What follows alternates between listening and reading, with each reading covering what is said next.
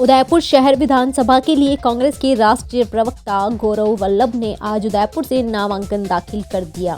इससे पहले उन्होंने शहर में रैली निकालकर जनता के साथ की अपील। गौरव वल्लभ की रैली सूरजपोल बालाजी हनुमान जी मंदिर से रवाना होकर सूरजपोल बापू बाजार होकर दहली गेट पहुंचकर सभा में बदल गई। सभा में गौरव वल्लभ ने कहा कि उदयपुर का जो विकास होना था वह भाजपा नहीं कर सकी।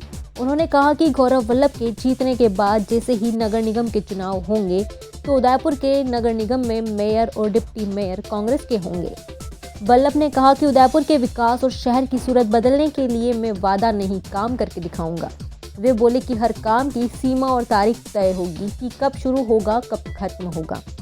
उन्होंने कहा प्लान से काम करूंगा। भाजपा पर निशाना साधते हुए कहा कि उदयपुर टूरिज्म सिटी है। पूरे शहर को 3 फ्लाईओवर दिए हैं, जबकि 20 साल से यहां भाजपा का बोर्ड है, लेकिन उदयपुर में किया कुछ भी नहीं। गौरव वल्लभ ने नामांकन दाखिल करने पहुंचे तब उनके साथ पूर्व केंद्रीय मंत्री डॉक्टर गिरिजा व्यास, शहर जिला अध्यक्ष फतेह सिंह राठौर, पूर्व विधायक त्रिलोक पुरबिया, कांग्रेस नेता सुरेश श्रीमाली साथ थे। उन्होंने उदयपुर शहर के रिटर्निंग अधिकारी राजीव द्विवेदी के समक्ष नामांकन प्रस्तुत किया। नामांकन के बाद मीडिया से बातचीत में गौरव वल्लभ ने अपना एजेंडा बताते हुए कहा कि कांग्रेस के राज्य में घोषणा पत्र भी उदयपुर के विकास को लेकर बहुत कुछ होगा। उन्होंने कहा कि उदयपुर की झीलें और यहाँ के पहाड़ बचाने के लिए काम करेंगे। वे बोले उदयपुर के यातायात को लेकर भी पूरा प्लान बनाया जाएगा ताकि ये जाम की बात इस शहर में नहीं होगी। वे बोले कि उदयपुर का एक जन संकल्प पत्र जारी करूंगा जिसमें उदयपुर के विकास की पूरी तस्वीर होगी, कोई झूठी बात नहीं होगी। रैली में कई कांग्रेस नेताओं के नहीं होने के सवाल पर उन्होंने कांग्रेस जनों से हाथ खड़े करवाकर बोला उदयपुर कांग्रेस एक है। हमारा विज़न 3 डायमेंशंस पर है।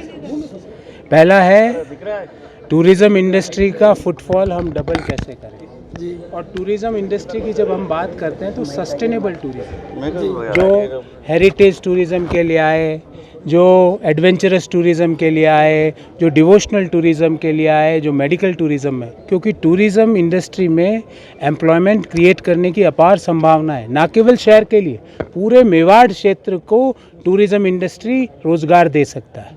दूसरा हमारा जो स्तंभ रहेगा वो रहेगा इंफ्रास्ट्रक्चर डेवलपमेंट। उदयपुर का कोई भी सिटीज़न, कोई भी वोटर ये बर्दाश्त नहीं कर सकता कि दुनिया का सबसे सुंदर शहर है उदयपुर, और कई एजेंसीज़ ने ये सर्वे करके बताया, पर देश की स्वच्छता रैंकिंग में हमारा 122वां स्थान। We reject this. हमें उन लोगों से सवाल भी पूछना है, और सबसे दुनिया के सुंदर शहर को दुनिया का सबसे स्वच्छ और इंफ्रास्ट्रक्चर में मजबूत शहर कैसे बनाना है, वो हमारी सेकंड प्रायोरिटी है। थर्ड प्रायोरिटी, इस महान भूमि में, इस मिट्टी में दुनिया का हर खनिज है।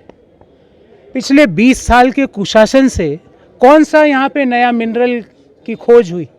तो नए मिनरल्स की खोज करना ताकि माइनिंग इंडस्ट्री को ताकत मिले, क्योंकि मेरा ये मानना है कि युवाओं को रोज़गार और महिलाओं को सम्मान, इसी से हम चलते आए हैं।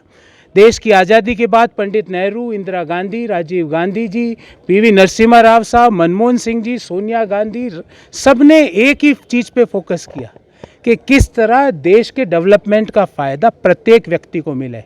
मात्र 3% लोगों की आय बढ़े और 97% की कम हो जाए, ऐसा डेवलपमेंट देश, प्रदेश और शहर रिजेक्ट करता है। तो हम sustainable development, sustainable tourism, sustainable mining, sustainable infrastructure, आप सब लोगों को जान के ताज्जुब होगा, और आप रोज़ उससे भुगतते होंगे, आप भी उस दर्द के भोगी हो कि हमारे शहर के जनप्रतिनिधियों ने सबसे धीमी गति से काम करने का विश्व रिकॉर्ड बना रखा है। हमें नहीं चाहिए वैसा विश्व रिकॉर्ड, हमें इंफ्रास्ट्रक्चर चाहिए। दुनिया के सबसे सुंदर शहर में मात्र 3 फ्लाईओवर।